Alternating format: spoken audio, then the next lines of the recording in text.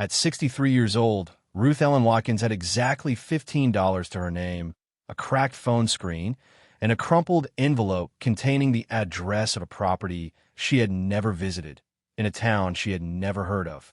She had nothing left to lose and nowhere left to go. But what she discovered when she finally turned the key in the lock of 12, Birchwood Road would shatter everything she thought she knew about her past and change everything she believed about her future.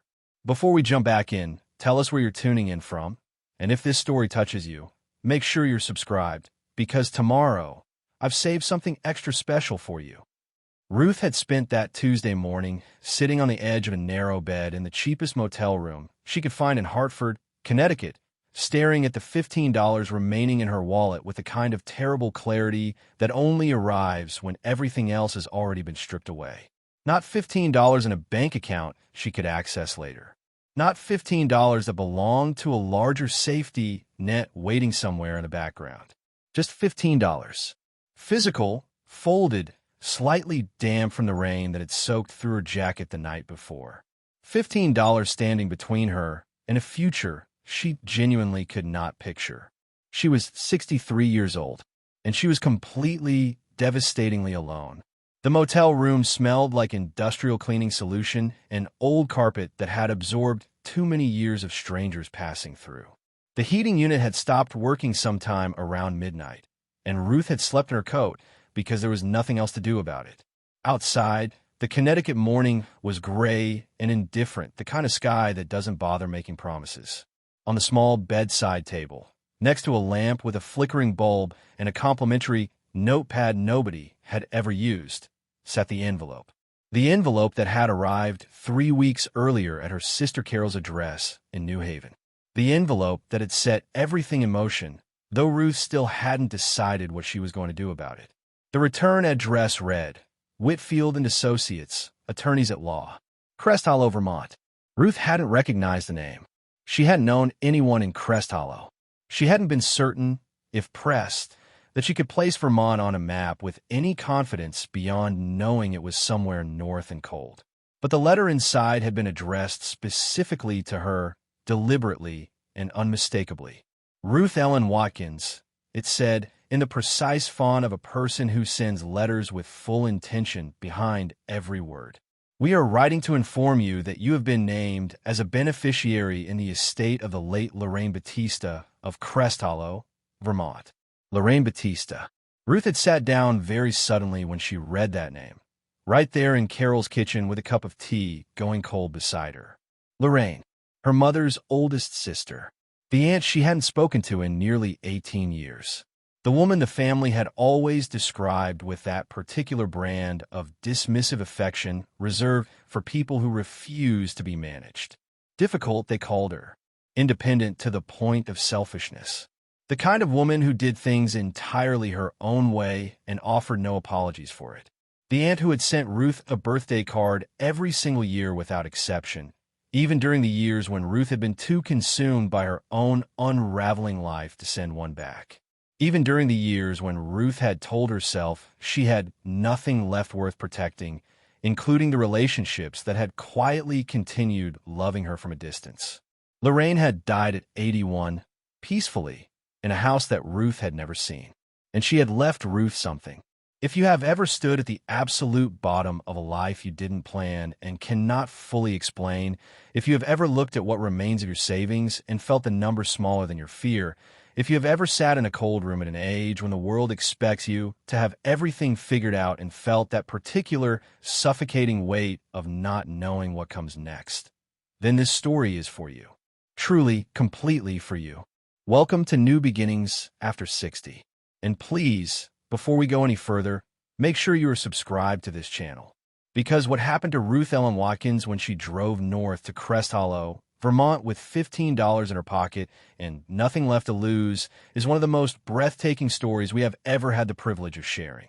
And you're going to want to be here for every single word of it. Ruth was not a woman who had been reckless with her life. That was perhaps the most quietly devastating part of where she had ended up.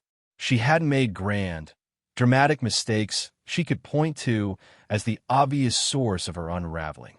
She hadn't gambled or spent carelessly, or chased things that were never meant for her.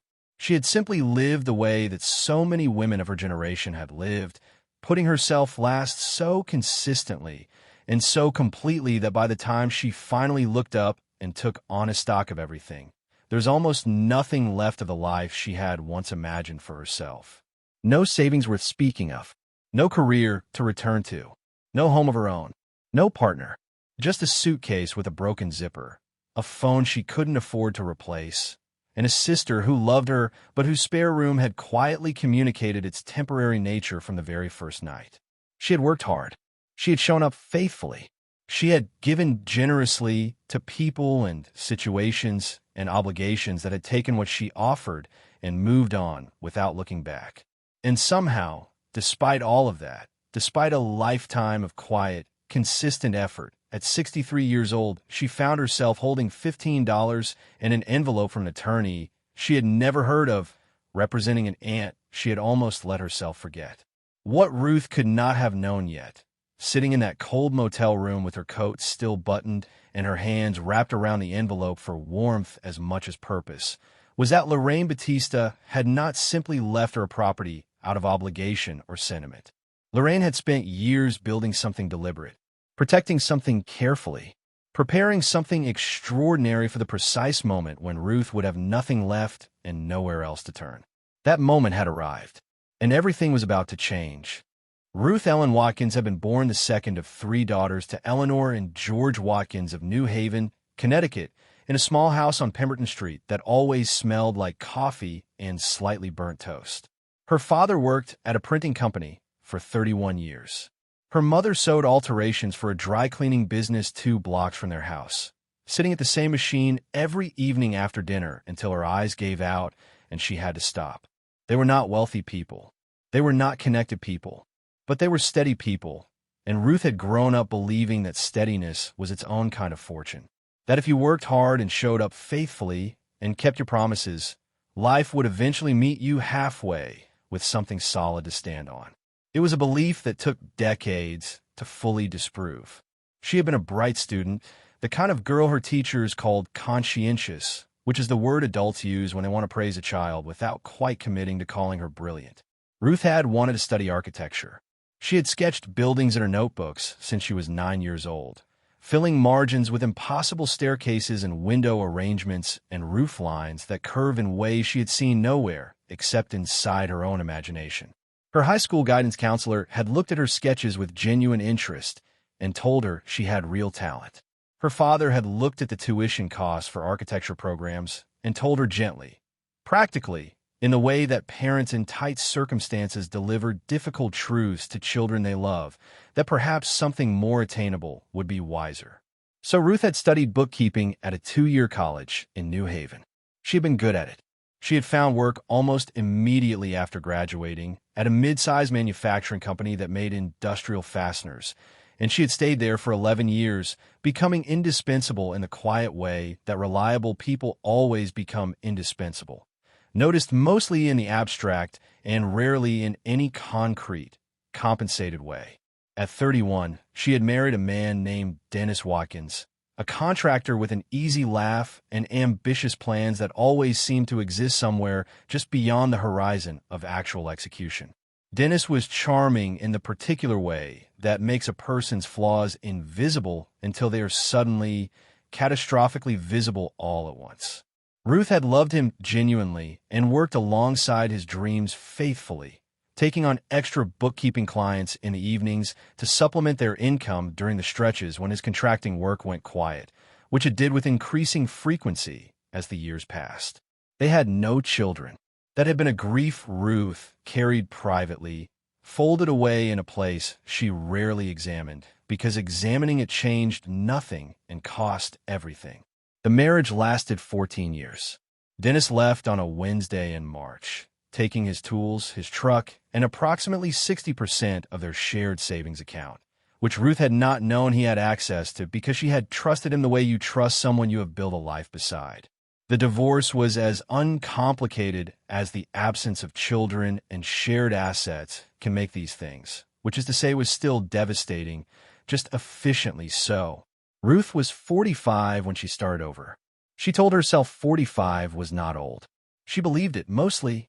She found a smaller apartment, took on more clients, rebuilt her savings slowly and carefully, the way you rebuild anything after a flood, cautiously, watching the walls for signs of water damage that might not show itself immediately. For 12 years, she did well enough.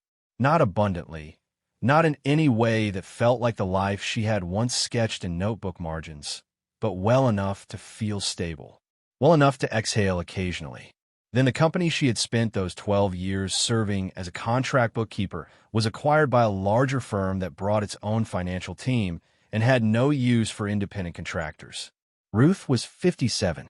The freelance work she had always supplemented her income with had dried up in an industry moving rapidly towards software that could do, in seconds, what had taken her careful, skilled hours. She spent 2 years trying to adapt, taking online courses, learning new systems, applying for positions that went to candidates 20 years younger without a second glance at her resume. By 60, she had depleted most of what she had rebuilt. By 62, she was in Carol's spare room with a suitcase and a pride she was learning to set aside piece by piece, the way you unpack only what you absolutely need and leave the rest in the bag, hoping you will not be there long enough to need it. And throughout all of it, through the marriage and the divorce and the rebuilding and the collapse and the spare room and the $15, there had been the birthday cards. Every single year, without fail. A card from Crest Hollow, Vermont, in Lorraine Batista's angular, decisive handwriting, always containing the same closing line regardless of what the card said on the front. You're more than they see, Ruth. Don't you dare forget it. Ruth had kept every single one of them. 41 cards in a rubber-banded stack at the bottom of her suitcase. 41 years of a woman believing in her from a distance. She had not understood why until now. The letter from Whitfield and Associates had arrived on a Thursday, and Ruth had read it 4 times before she allowed herself to believe it was real. The language was formal and precise in the way that legal correspondence always is, careful and measured, as if the words themselves were aware of the weight they carried and were trying not to drop anything. It informed Ruth that her aunt, Lorraine Batista, had passed away 6 weeks prior at the age of 81. It informed her that Lorraine had left a valid and properly executed will. And it informed her that Ruth Ellen Watkins had been named as a specific beneficiary within that will and was requested to attend a formal reading at the offices of Whitfield and Associates in Crest Hollow, Vermont, on the 14th of the month. There was a handwritten note clipped to the back of the formal letter, which surprised Ruth. Attorneys did not typically attach handwritten notes, but this one did, and it said in small, careful script that somehow communicated both professionalism and genuine human feeling simultaneously. Ms. Watkins, I knew your aunt for many years, and I am deeply sorry for your loss. I would strongly encourage you to attend a reading in person if at all possible. Lorraine was very specific about wanting you there. It matters. James Whitfield. It matters. Ruth had stared at those 2 words for a long time. Carol had driven her to the bus station on the morning of the 14th because Ruth's car had stopped running 8 months earlier, and she hadn't had the means to replace it. The bus ticket to Burlington, Vermont had cost $11.40, which left Ruth with $3.60 after she bought a coffee and a granola bar at the station, because she hadn't eaten since the previous afternoon, and she knew she needed to be functional for whatever was waiting at the other end of the journey. She had not allowed herself to think too specifically about what the will might contain. Hope, she had learned, was a resource that needed to be managed carefully when you were operating on empty. You couldn't afford to spend it recklessly on possibilities that might dissolve the moment you reached for them. The Whitfield and Associates office was on the 2nd floor of a narrow brick building on Crest Hollow's Main Street, reached by a staircase that creaked pleasantly in the way that old buildings creak, as if they're simply breathing. James Whitfield was a tall man in his late 60s with silver hair and the kind of calm, unhurried manner that suggested he had sat with people through enough difficult moments that he had stopped being rattled by any of them. He greeted Ruth with a handshake that was firm without being aggressive and offered her tea before anything else, which she accepted gratefully because the bus had been cold and the walk from the station had been longer than she'd anticipated. The conference room was small. A round table with 4 chairs, a window overlooking the street below, a shelf of legal volumes that had clearly been consulted rather than displayed. Ruth sat on one side. 2 other people sat on the other. She recognized them immediately, though she hadn't seen either of them in nearly a decade. Bradley Simmons and Sandra Simmons Holt, Lorraine's nephew and niece from her late husband's side of the family.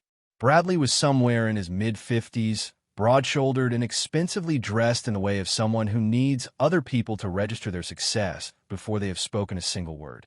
Sandra was a year or 2 younger, sharp-eyed, wearing the particular expression of someone who has already calculated the numbers and arrived at a figure they are satisfied with. A third chair remained empty. Todd Simmons, Sandra's brother, had apparently sent his attorney instead, a young woman in a gray suit who sat beside Sandra and said nothing for the duration of the reading. Preparing and narrating this story took us a lot of time. So if you are enjoying it, subscribe to our channel. It means a lot to us. Now back to the story.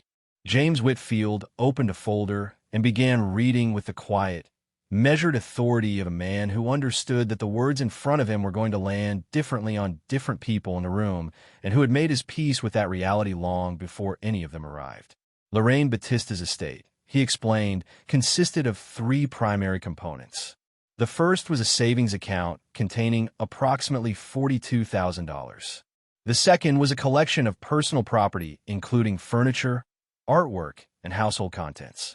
The third was a piece of real estate located at 12 Birchwood Road, Crest Hollow, Vermont, consisting of the main house and the surrounding land. Bradley straightened visibly when Whitfield reached the real estate portion. Sandra's fingers tightened almost imperceptibly around the edge of the table. The young attorney in the gray suit uncapped her pen. The savings account, Whitfield continued, was to be divided equally between Bradley Simmons, Sandra Simmons Holt, and Todd Simmons, representing $14,000 each, subject to existing estate taxes and legal fees. Bradley nodded slowly, already doing the arithmetic. The personal property was similarly to be divided among the 3 siblings as they saw fit, to be arranged through mutual agreement within 90 days of the reading. Sandra allowed herself a small, satisfied exhale. Then James Whitfield looked up from the document, found Ruth's eyes across the round table, and said the words that would change everything. The property at 12 Birchwood Road, including the house, all structures on the land, and all contents therein, is left in its entirety to my niece, Ruth Ellen Watkins.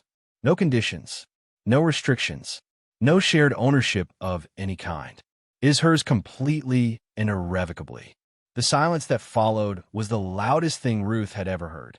Bradley was the first to speak, which surprised nobody. He had the particular quality of men who have never learned to sit with discomfort for longer than 30 seconds before converting it into aggression. He leaned forward in his chair, both forearms flat on the table, and looked at Ruth with an expression that was not quite contempt and not quite confusion, but existed somewhere in the unsettling territory between the two.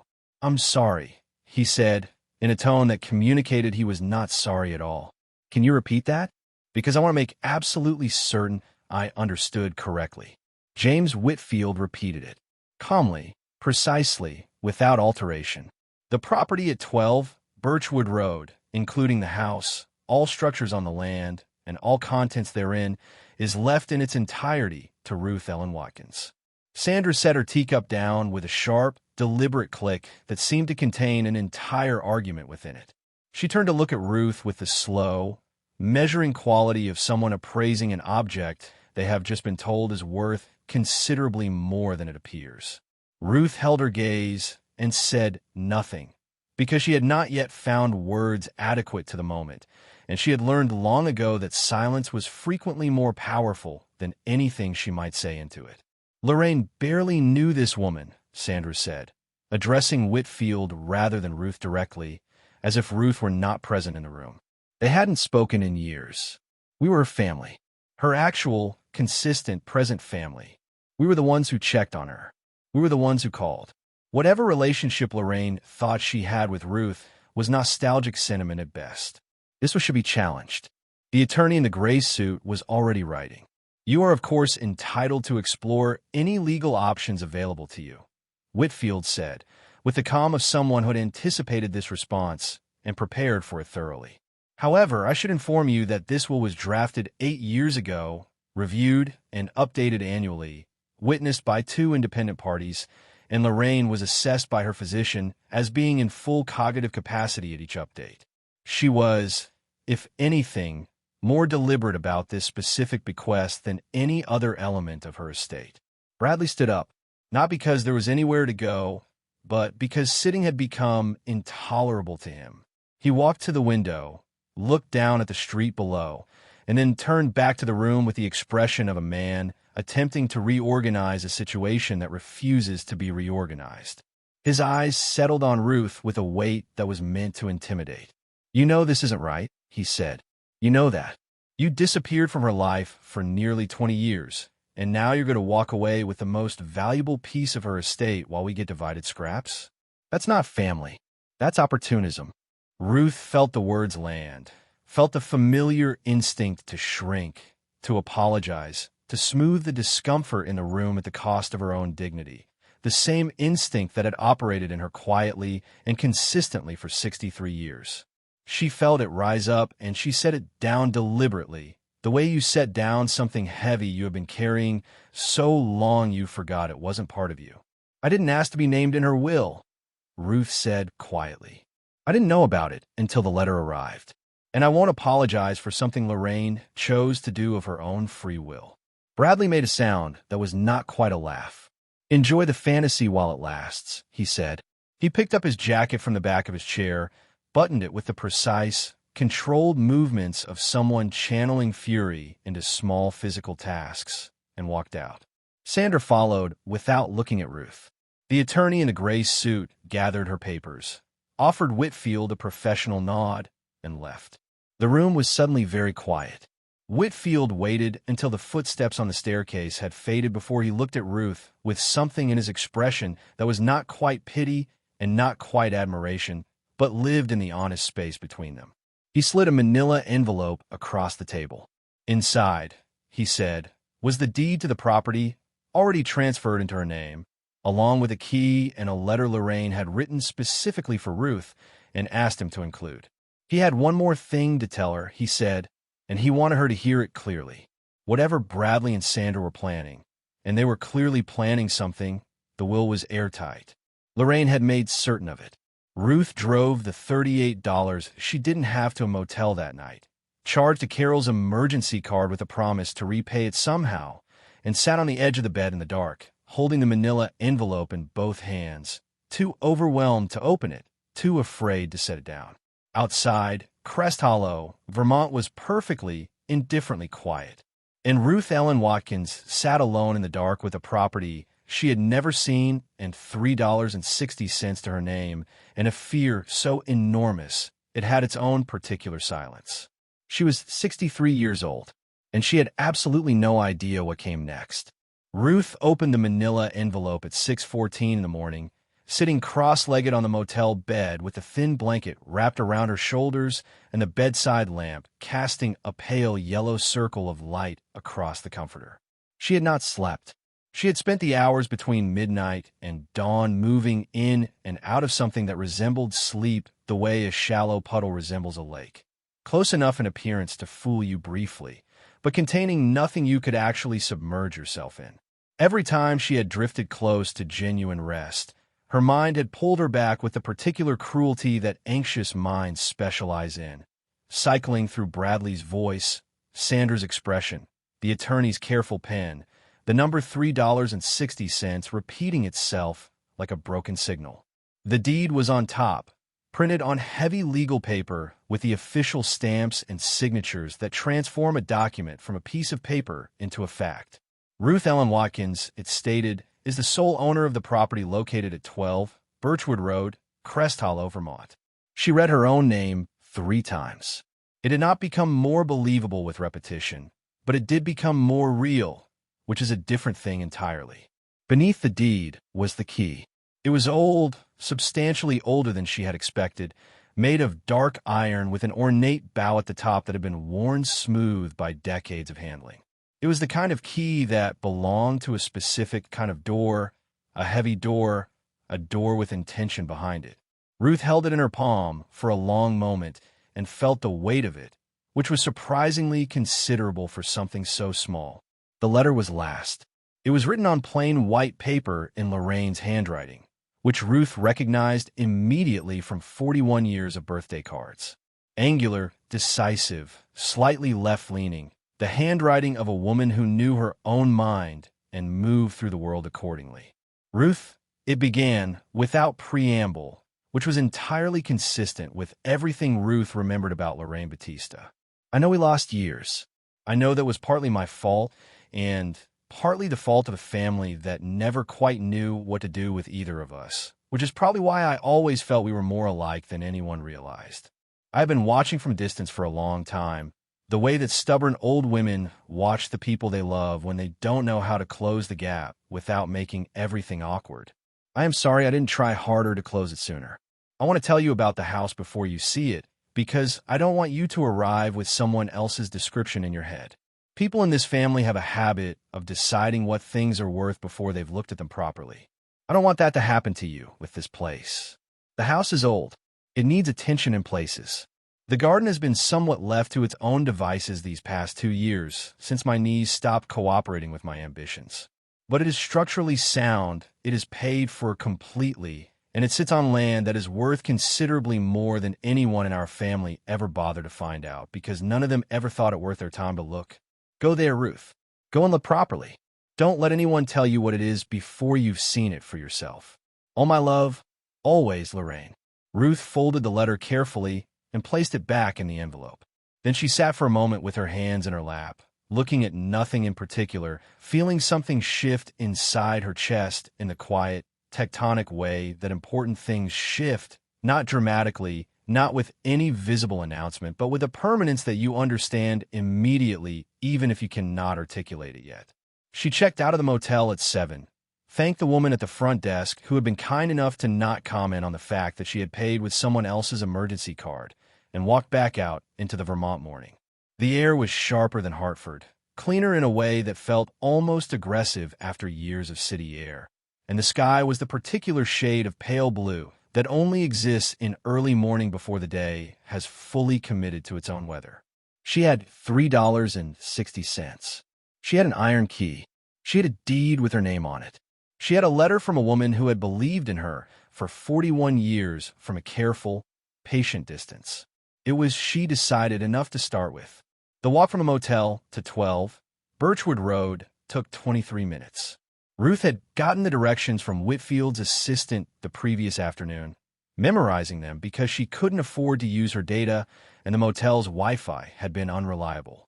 Main Street to Birchwood Lane, left at the old water tower, follow the road until the pavement ends, then continue on the dirt track through the tree line until you reach the clearing. She heard the property before she saw it, a sound she couldn't immediately identify, low and rhythmic, and somehow deeply familiar despite having no specific memory to attach it to. It took her another 30 seconds of walking before she recognized it as wind moving through very old, very large trees. The sound that ancient oaks make when a morning breeze finds them, a sound that is less like wind and more like breathing. Then the tree line broke open, and Ruth Ellen Watkins stopped walking entirely. She stood at the edge of the clearing with the iron key in her hand and looked at 12 Birchwood Road for the first time, and felt every preconceived notion she had carefully not allowed herself to form dissolve completely in an instant. It was not what she had feared. It was not what anyone had implied. It was not a ruin or a burden or a liability dressed up in legal language to look like a gift. It was something else entirely, something she had no immediate words for, standing there in the early Vermont morning with the oak trees breathing around her and the iron key warm in her palm. It was a beginning. The house at 12 Birchwood Road was built from dark fieldstone and heavy timber, 2 stories with a roof that had clearly been recently repaired, slate tiles sitting flush and solid against the Vermont sky. The windows were tall and narrow with wooden frames painted a deep, forest green that had weathered beautifully rather than deteriorating, the kind of weathering that speaks to quality of original material rather than neglect. A wide covered porch ran the full length of the front facade, its boards worn smooth from decades of use. Two wooden chairs sitting at one end, as if someone had simply stepped inside for a moment and intended to return. Climbing roses, unpruned but abundantly alive, covered the eastern wall of the house in an enthusiastic tangle of deep red blooms that smelled extraordinary in the cool morning air. The surrounding land was considerable. Ruth could not gauge the full extent of it from where she stood, but the clearing itself was large, and beyond it the oak trees continued in every direction for as far as she could see, massive ancient things that had clearly been growing here long before anyone thought to build a house among them. To the left of the main structure was a smaller building, a barn or workshop, its doors closed but its roof intact. To the right, the remains of what had clearly been a substantial kitchen garden, the bones of organized raised beds still visible beneath 2 years of enthusiastic overgrowth, herbs gone wild and productive despite the absence of cultivation, tomato cages still standing at odd angles amid a riot of greenery. Ruth walked the stone path to the front door slowly, taking in everything, cataloging details with the systematic attention of someone who had spent decades working with numbers and understood that accurate assessment requires patience and specificity. The foundation was solid. The porch boards flexed slightly underfoot, but did not give in any way that suggested structural compromise. The windows were intact, every single one of them, not a crack or a missing pane anywhere. The front door was heavy oak, darkened with age, fitted with an iron lock that matched the key in her hand with unmistakable deliberateness. She was still standing on the porch, key raised toward the lock, when she heard footsteps on the stone path behind her. The woman approaching was somewhere in her mid-70s, compact and purposeful, wearing a canvas work jacket over a floral shirt and carrying a wicker basket in the crook of one arm with the easy confidence of someone who has carried wicker baskets their entire life and sees no reason to make anything of it. Her white hair was cut practically short.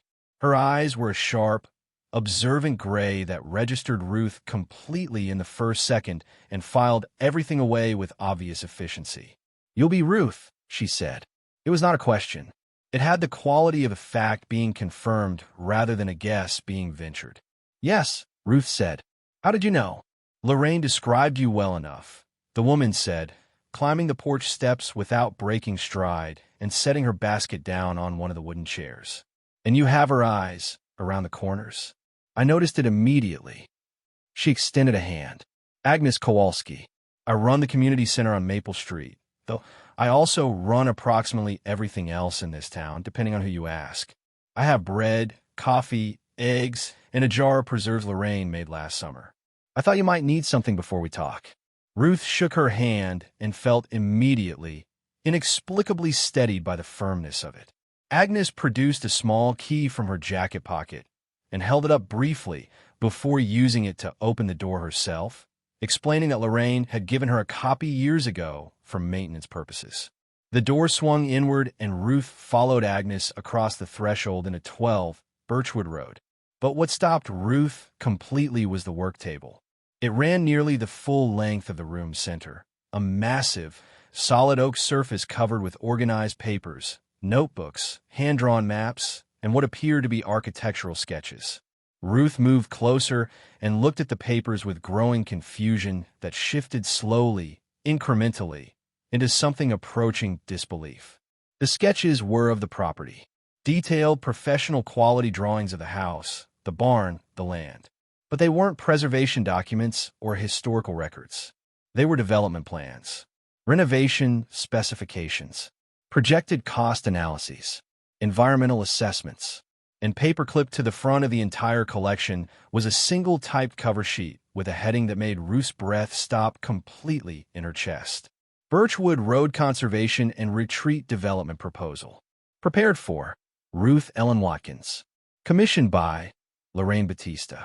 Completed 8 months prior to this reading. Agnes set 2 mugs of coffee on the edge of the work table and looked at Ruth with the patient expression of someone who has delivered significant information before and understands that the recipient needs a moment. "She spent 4 years on this," Agnes said quietly. "She hired a land surveyor, an environmental consultant, an architect, and a conservation specialist. All paid for, all documented. She knew exactly what this land was worth and exactly what it could become. She just needed the right person to carry it forward. Ruth set her hand flat on the cover sheet and felt the solidity of the table beneath it, the realness of the paper, the weight of 4 years of someone else's belief in her. "Why me?" Ruth asked, her voice barely above a whisper. "Why not someone with resources, with experience, with the means to actually do something with this?" Agnes wrapped both hands around her coffee mug and looked at Ruth with that sharp gray gaze that missed nothing and softened only when it chose to. "Because Lorraine said you were the only person in her life who had ever loved something and tended it faithfully without needing to own it or control it or take credit for it. She said that kind of person is the only kind of person you trust with something that matters." She paused. "She also said you had been waiting your whole life for permission to begin. She wanted to be the one to give it to you." Ruth sat down on the nearest chair because standing had become optional. Outside, the ancient oaks breathed steadily around the clearing. And inside, Ruth Ellen Watkins began, very slowly, to understand what Lorraine Batista had actually left her. They arrived on a Saturday morning, 10 days after Ruth had moved into 12 Birchwood Road. She heard the car before she saw it. The sound of an expensive engine navigating the dirt track through the tree line with the particular reluctance of a vehicle that has never been asked to do anything so undignified as drive on unpaved road. She was on the porch with her second cup of coffee and the land surveyor's report open across her knees, having spent the previous 4 days methodically working through every document Lorraine had assembled on the work table, reading each one carefully and completely, the way she had once read financial ledgers, looking for the full picture before forming any conclusions. Bradley's car was a black Mercedes that looked deeply unhappy about the dirt. Sandra was in the passenger seat. Todd, whom Ruth was seeing for the first time, was in the back, a thinner, quieter version of Bradley with the same calculating eyes and a more carefully managed expression. They parked at the edge of the clearing and climbed out, and Ruth watched them take in the property with the particular quality of attention that belongs to people rapidly revising an estimate upward and finding the revision deeply irritating. She did not go to meet them. She stayed on the porch and waited, which was a choice that communicated more than any word she might have offered. Bradley reached the porch steps first and stopped with both hands in his coat pockets, looking up at her with an expression assembled to project casual authority. It did not entirely succeed. "Peggy, we need to talk," he said. "Ruth," she said pleasantly. "My name is Ruth. We've met several times over the years, Bradley." A flicker of something crossed his face. "Ruth, we need to talk about the property situation. Our attorneys have been reviewing the will, and we believe there are grounds for a formal challenge." "Come in," Ruth said, standing. "I'll make coffee." She seated them in the main room around the work table, which she had deliberately not cleared of Lorraine's documents and plans.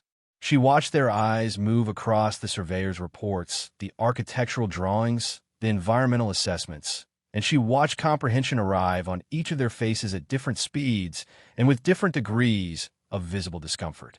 Sandra's gaze lingered on the cover sheet the longest. Ruth poured coffee, distributed mugs, and sat across from them with her hands folded and her expression entirely composed. Todd spoke first, which surprised her. "We've had the land independently assessed," he said, with the measured tone of someone delivering prepared remarks. "This property and the surrounding acreage is valued at considerably more than anyone understood when Lorraine's will was written. We believe the estate should be reopened and all assets reassessed before any final distribution." "On what grounds?" Ruth asked. "On the grounds that Lorraine significantly undervalued this property in her estate documentation," Sandra said, finding her voice now, sharpening it in the familiar way Ruth remembered from the conference room. "Which means the distribution was based on inaccurate information. Bradley and Todd and I received $14,000 each, while you received a property worth potentially 10 to 15 times that amount. That is not equitable distribution." Ruth nodded slowly, as if considering this carefully. Then she stood and walked to the bookshelves along the far wall, where she had placed a single brown folder the previous evening in preparation for exactly this conversation. She carried it back to the table and set it down between them without opening it. This folder contains documentation that Lorraine's attorney provided along with the deed, Ruth said. It includes an independent land assessment commissioned by Lorraine herself 18 months ago, which establishes the property's value clearly and was fully disclosed to her estate attorney during the will's most recent update. James Whitfield will confirm that the will was drafted with complete knowledge of the property's assessed value. Lorraine knew exactly what she was giving me and exactly what she was giving you. She made those decisions deliberately and with full legal competence, as documented by her physician annually for the past 8 years. She opened the folder and turned it to face them. The assessment figures were clearly visible at the top of the first page. Bradley leaned forward, read the number, and sat back. Something in his posture shifted, not dramatically, but permanently, the way posture shifts when a person accepts something they have been refusing to accept. There is something else in this folder, Ruth continued, her voice remaining entirely level. Lorraine kept detailed personal records throughout her life. Correspondence, financial documentation, records of various family arrangements and agreements, and private matters that certain people would strongly prefer remain private. She paused. I have not read all of it. I don't intend to use any of it unless I am given a compelling reason to do so. But I want you to know it exists, and that it is now legally mine along with everything else in this house.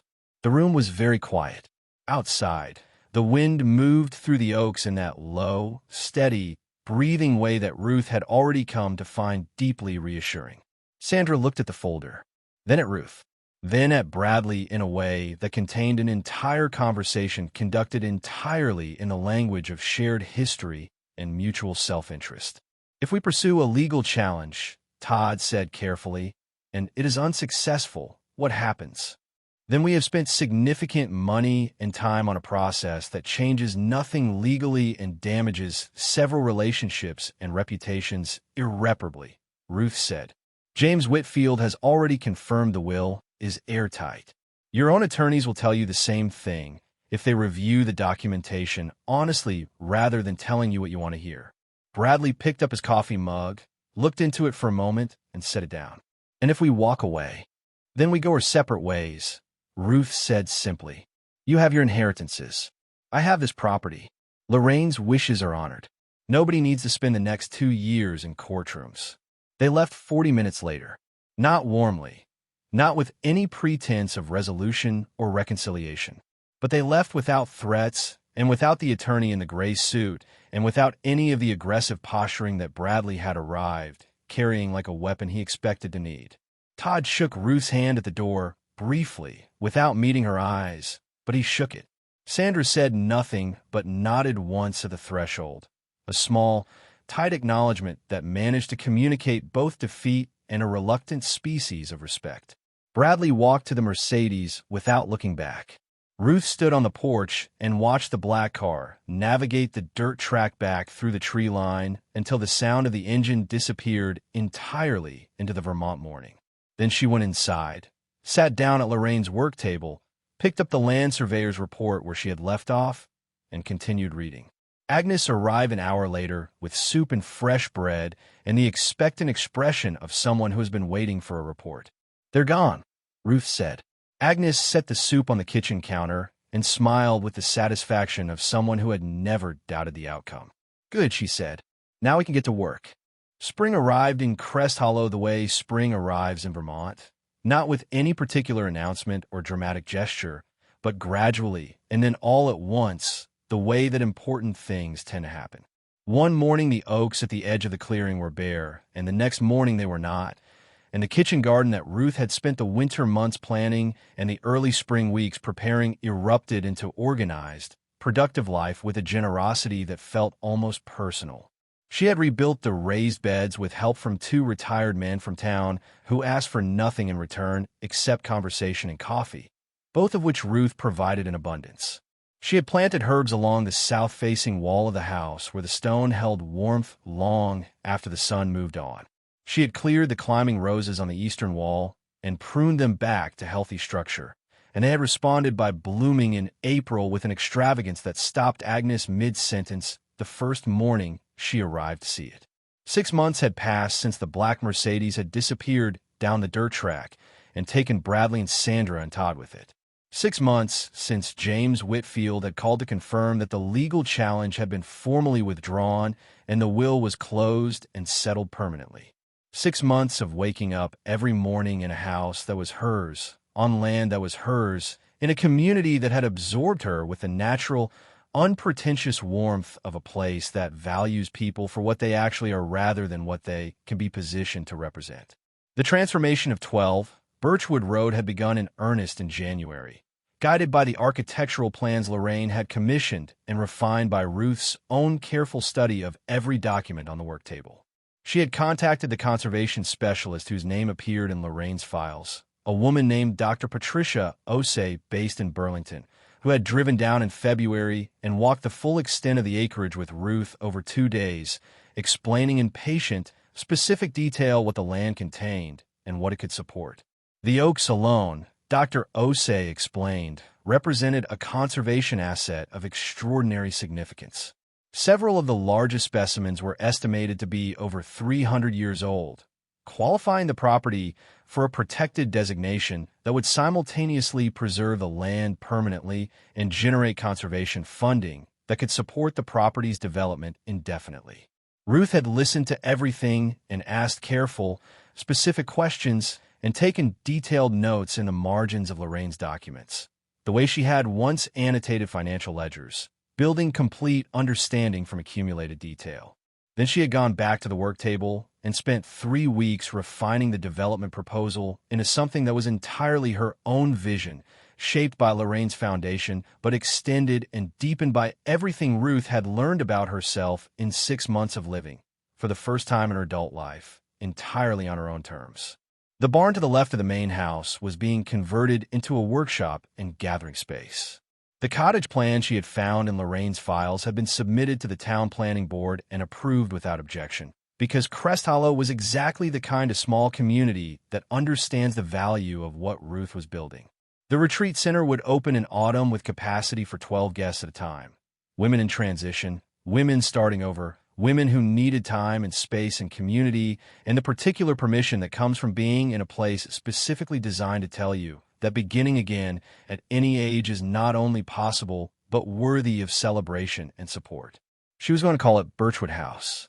Not Morrison, not Batista, not Watkins. Birchwood, named for the road, the land, the place itself. Because the place was the point. The place was what Lorraine had protected and prepared and passed forward. Ruth was simply the person trusted to carry it into its next chapter. On a Tuesday morning in late April, Ruth sat on the restored porch with her coffee and watched the clearing fill with the particular quality of spring light that exists only in the first weeks of the season, before summer asserts itself and the light thickens and softens. The fountain Agnes had helped her restore in the garden was running, its sound weaving through the birdsong in a way that felt deliberate, curated, as if the property itself had opinions about acoustics. The raised beds were green and purposeful. The roses on the eastern wall were building toward their second bloom of the season. The oaks stood at the edge of the clearing in their ancient, breathing permanence, and Ruth sat among all of it and felt something she had not felt in so long that it took her a moment to correctly identify it. She felt like herself, completely, quietly, unhurriedly herself. She was 63 years old. She had arrived here with $15 and an iron key and a letter from a woman who had believed in her for 4 decades from a careful distance. She had been dismissed and threatened and underestimated by people who had looked at her and seen only what she lacked. She had stood in a cold motel room in the dark and genuinely not known how the next chapter of her life would begin, or whether it would begin at all. And here she was, building something real, belonging somewhere genuine, living a life that was entirely, irreversibly her own. Ruth thought about Lorraine as she did every morning. She thought about 41 birthday cards in a rubber-banded stack and the same closing line written faithfully across 4 decades. "You're more than they see, Ruth.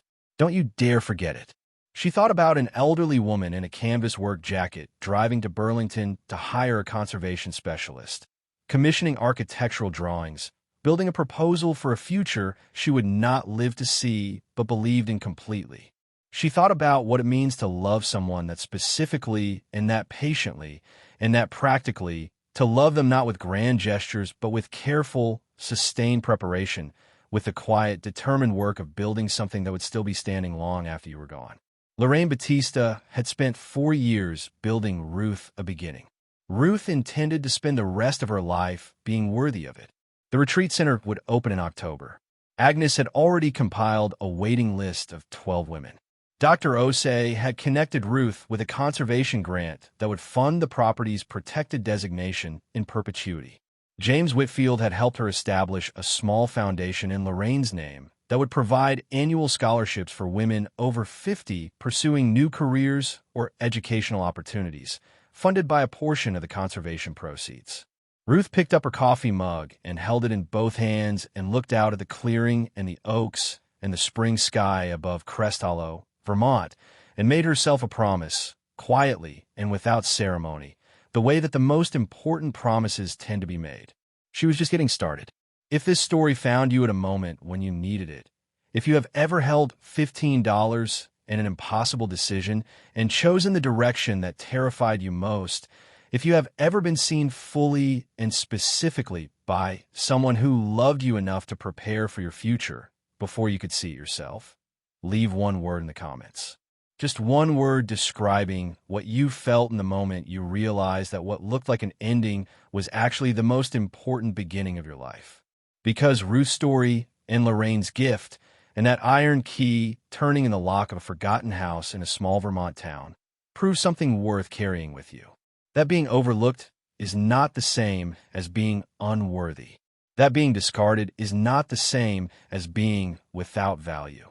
That sometimes the most profound love expresses itself not in grand public declarations, but in quiet, patient, sustained preparation for the moment when the person you believe in will finally need what you have been carefully building for them. You are more than they see. Don't you dare forget it. Up next, you've got 2 more standout stories right on your screen. If this one hit the mark, you won't want to pass these up. Just click and check them out. And don't forget to subscribe and turn on the notification bell so you don't miss any upload from us.